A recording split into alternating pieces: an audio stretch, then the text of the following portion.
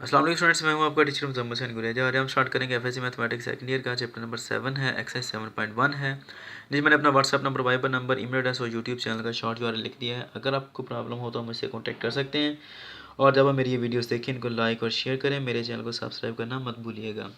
Start करते हैं जी। Exercise number 7.1 है और इसका क्वेश्चन नंबर क्या आ रहा है जी? क्वेश्चन नंबर 5 है। ये क्वेश्चन थोड़ा सा ट्रिकी है, ये समझना पड़ेगा आपको, उसके बाद आप सॉल्व करेंगे। है तो ये बहुत छोटा सा क्वेश्चन, लेकिन अगर समझा नहीं तो फिर आपको समझ कुछ नहीं आएगी, आप बस रट्टा ही लगाएंगे। क्वेश्चन क्या है जी कि find the vector from the point O from the point A sorry from the point A to the origin where A B vector जो है उसने वो दिया है वो 4i-2j दिया गया है। एंड बी जो है बी वेक्टर ने दिया, बी है इसने पॉइंट दिया है, बी इज़ दी पॉइंट, और वो पॉइंट कितना आ रहा है जी? 2-5 आ रहा है, 2 और -5 आ रहा है। ठीक है जी। अब ये देखें ए बी वेक्टर है हमारे पास। क्वेश्चन उसने क्या दिया? उसने कहा find the vector from the point A to the origin. यानी कि सपोज करें हमारे पास ये 3 पॉइंट हैं, एक ओ ओरिजिन का आ जाएगा, एक ए और एक बी आ जाएगा। ठीक है, ये 3 पॉइंट है, फ़र्ज़ किया ये 3 पॉइंट है। इनमें से कोई एक हम सपोज किया जी ये हम ओरिजिन कह लेते हैं कि ये हमारा ओरिजिन है। ठीक है, ये वाला फ़र्ज़ कर लेते हैं पॉइंट ए है और ये वाला फ़र्ज़ कर लेते हैं पॉइंट बी है। फाइंड आउट हमने क्या करना है? Find the vector from the point ए, यानी कि ए पॉइंट से, वो फ्रॉम का लफ्ज़ है, इसका मतलब यहाँ पे टेल है वेक्टर की। ठीक है, from point A to origin, to the origin, इसका मतलब है कि ए से स्टार्ट होकर वो ओरिजिन की तरफ जा रहा है, और जहाँ पर ओरिजिन है वहाँ पर उसका हेड है। दूसरा एक पॉइंट उसने वेक्टर है, सॉरी वो वेक्टर पूरे का पूरा उसने दिया है, यहाँ पर पॉइंट नहीं है, वो है vector A B. Vector A B है, इसका मतलब है पहले ए लिखा है तो ए का मतलब है कि ए पर उसकी टेल है और बी पर उसका हेड है। ये दोनों वेक्टर्स हैं। अब यहाँ पर गौर करें कि दोनों की टेल इकट्ठी जुड़ी हुई है और हेड दोनों के अलग अलग है। ठीक है, एक होती है वेक्टर एडिशन। वेक्टर एडिशन ये होती है बाय डेफिनेशन कि हमने अगर 2 या 2 से ज़्यादा वेक्टर्स आपस में ऐड अप कर रहे हैं तो एक वेक्टर बना दिया, उसके हेड के ऊपर अगले वेक्टर की टेल आएगी, फिर उसके बाद अगर तीसरा वेक्टर ऐड करना है तो वहाँ पर भी उसके हेड के ऊपर इसकी टेल आएगी। इस तरह ये सिलसिला चलता जाता है। ये वेक्टर्स आपस में ऐड होते हैं, जिनकी हेड और टेल आपस में मिलती हैं, वो वेक्टर्स क्या हो रहे होते हैं? वो ऐड अप हो रहे होते हैं। यहाँ पर दोनों की टेल मिली, इसका मतलब कि ये दोनों आपस में ऐड अप नहीं हो रहे हैं। ठीक है जी। अच्छा, अब हमने जो फाइंड आउट करना है वो कौन सा वेक्टर है? वो है वेक्टर ए ओ। ये बात याद रहे कि वेक्टर ओ ए नहीं है, क्योंकि उसने कहा है कि फ्रॉम ए, इसका मतलब है कि ए से स्टार्ट हो रहा है और ओ की तरफ जा रहा है, तो ये वेक्टर हमने फाइंड आउट करना है। ठीक है जी। अब ये 2 वेक्टर आ गए हमारे पास। हम वेक्टर किस तरह फाइंड करें? कि हम क्या करते हैं कि ओ से बी की तरफ एक लाइन लगा देते हैं। ठीक है जी, तो ये वाला वेक्टर हमारे पास क्या है? दोनों के दोनों आपस में ऐड अप हो रहे हैं। ठीक है, क्योंकि एक बात याद रखें, इसकी क्या है हमारे पास? इसका हेड है, और ये जो अगला वेक्टर है ओ बी, उसकी क्या आ रही है? टेल है। जब हेड और टेल आपस में मिलते हैं तो क्या हो रहे हैं? वेक्टर्स आपस में ऐड अप। इसका मतलब है कि ओ ए और ओ बी, ये 2 वेक्टर्स आपस में क्या हो रहे हैं?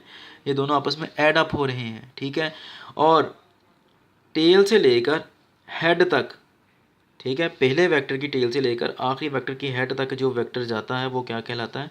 Resultant vector. इसलिए ये वाला जो वेक्टर ए बी आएगा ये रिजल्टेंट वेक्टर कहलाएगा। इसको हम सम वेक्टर भी कह सकते हैं। ठीक है, ए बी क्या है? रिजल्टेंट है, रिजल्टेंट वेक्टर है। ठीक है जी। अब किस तरह लिखा जाएगा? लिखा जाए तो मैथमेटिकली हम कह सकते हैं कि इन दोनों को ऐड किया। कौन कौन से वेक्टर हैं ये ए ओ वेक्टर है। ये इसको ओ ए नहीं लिखना, मैं बार बार बता रहा हूँ, क्योंकि ए से स्टार्ट हो रहा है ओ की तरफ जा रहा है, इसलिए ये ए ओ वेक्टर है। ये वाला भी क्या कहलाएगा? ओ बी, क्योंकि ओ से स्टार्ट हो रहा है बी की तरफ जा रहा है, ओ बी। इन दोनों वेक्टर्स को ऐड किया तो हमारे पास रिजल्टेंट क्या आएगा? A B vector. अब यहाँ पर बी ए नहीं लिखना, ए बी वेक्टर कहलाएगा। और हमने फाइंड आउट क्या करना है? ये चूँकि फाइंड करना है इसलिए हम इसको यहाँ पर ही रहने देंगे, इसको उठाकर उधर ले जाते हैं। जब लेकर जाएंगे ये प्लस है, उधर जाकर क्या हो जाएगा? माइनस। ठीक है जी, तो ये क्या कहलाएगा? वो भी। अब हम इस इक्वेशन को यूज़ करते हुए हम फाइंड आउट कर सकते हैं। अब प्रॉब्लम यहाँ पर क्या आ रही है ये तो हमने मालूम करना है। ये ए बी वेक्टर हमें दिया गया है, ठीक है जी। पीछे का बचता है ओ बी वैक्टर, ये ओ बी वैक्टर नहीं है हमारे पास क्या है, सिर्फ बी पॉइंट दिया गया है और ओरिजिन जो है वो है हमारे पास। ठीक है, तो अब हम क्या करेंगे, हम सबसे पहले इसको फाइंड आउट कर लेंगे कि ये वेक्टर क्या है। ओरिजिन याद रखने की, ओरिजिन यहाँ पर 0 0 के ऊपर, क्योंकि नहीं दिया गया ना यहाँ पे। अगर होता जिस तरह ये 2 -5 दिया था तो ओरिजिन के भी पॉइंट देता कि ओरिजिन कहाँ पर मौजूद है। अगर ओरिजिन नहीं दिया गया तो इसका मतलब उसके कोऑर्डिनेट्स क्या हैं, उसके कोऑर्डिनेट्स 0 0 हैं। ये बात याद रखनी है फिर आपने। ठीक है जी।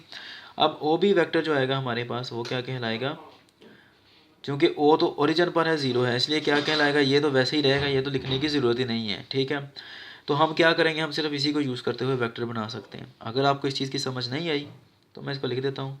ओरिजिन क्या आ रहा है, 0 0। ठीक है जी, और बी पॉइंट जो आ रहा है वो कहाँ पर आ रहा है, 2 -5 पर आ रहा है।